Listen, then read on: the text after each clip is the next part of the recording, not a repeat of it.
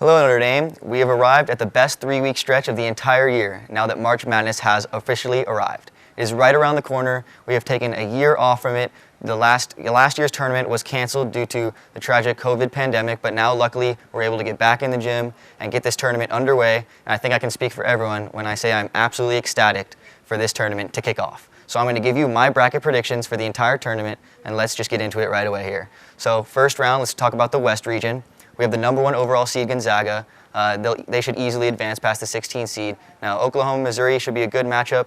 Really could go either way. I'm going to go with Missouri. And here at the 5 versus 12, I have my first upset. Now Creighton is one of those teams that lives and dies by the 3, and we saw that in the Big East Championship game when they got absolutely destroyed by Georgetown.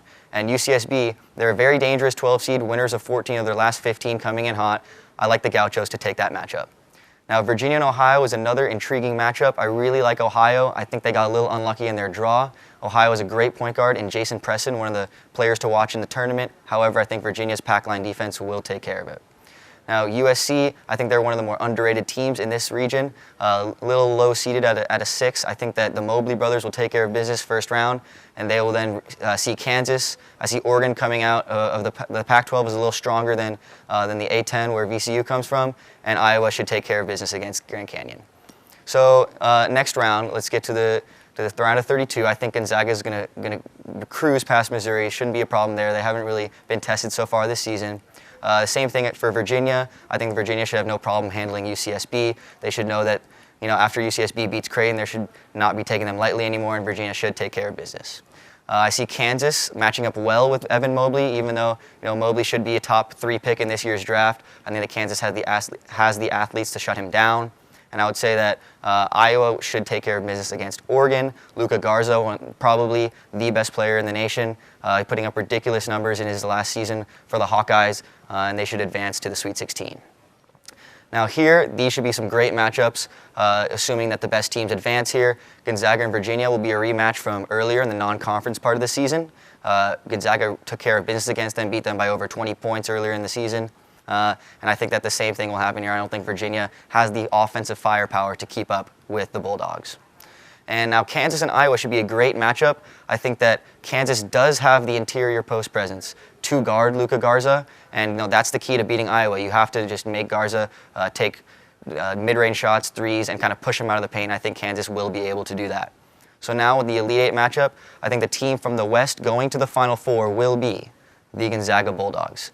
I think that Gonzaga is by far the best team in the nation at this point in the season.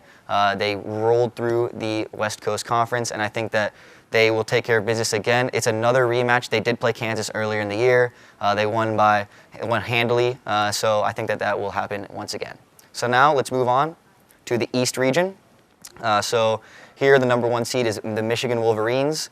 I have them easily taking care of business against the 16. LSU, a very, very good 8 seed. They played well in the SEC tournament.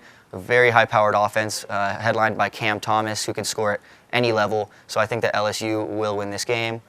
Colorado and Georgetown. So Georgetown's a very interesting team in this tournament. They had a losing record heading into the Big East tournament. However, they won all of their games. They crushed Creighton in the championship. So they do deserve to be here, but it'll be interesting to see. I think Colorado, behind McKinley Wright, one of the most underrated point guards in the nation, will win this game. Florida State, they usually find themselves around this seed, around a 4 seed, and they usually have the most athletic roster that you can find. And once again, that proves true this year. Extremely deep team, tough for any mid-major to beat. Now, I do like Michigan State here. I think Michigan State is a very, very good 11 seed this year. If they make their shots, they can beat anyone. Although BYU is a tough 6 seed, Matt Harms is a very, very good center. It's not every day you get a center to transfer who's 6'3", shoots above 80% from the free throw line, blocks 2 shots a game, and can score in the post. So Matt Harms is a player to watch in that game. I like Texas to roll past Abilene Christian.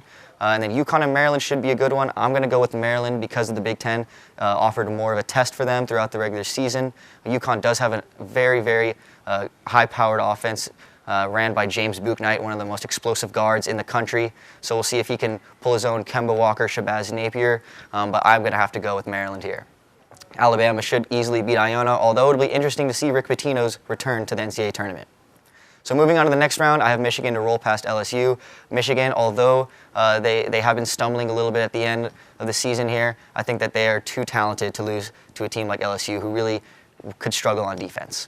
Like Florida State to beat Colorado here. I think that this game should not be very close. I think Florida State is a lot better than Colorado coming out of the Pac-12, but Florida State should take care of business there. I'm going to go with Texas to beat Michigan State or UCLA because Texas just has great three guards that really control the whole offense for them, and so Texas should advance there. And I'm going to go with Alabama. Now, Alabama is one of the best, if not the best, defensive team in the country.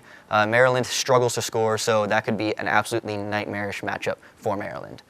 So now, moving on to the Sweet 16 matchups. So here's where I think the first 1 seed will fall. I think Florida State has the firepower to take down Michigan. Michigan's going to suffer a lot from the loss of their number 2 scorer and senior forward, Isaiah Livers. He has a lot of experience in the tournament, and he was a very key piece of their rotation. I think Florida State will take advantage of that with their depth. They have Scotty Barnes and Anthony Polite coming off the bench, 2 great scoring options. So I think Florida State is able to take that one.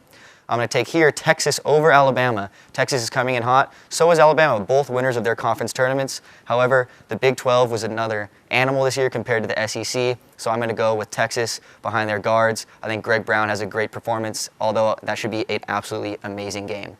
And coming out of the East region into the Final Four, I have the Texas Longhorns. I think that this Texas team is something special. Shaka Smart always shows out in March Madness, and so I think that the leadership from Texas will be able to overcome, the energy and the youth from Florida State. But this whole bracket should be a lot of great games, a great region. So I really look forward to watching these. So thank you for going through the first half of my bracket reveal. So stay tuned. The second half and the Final Four I will reveal to you on Thursday.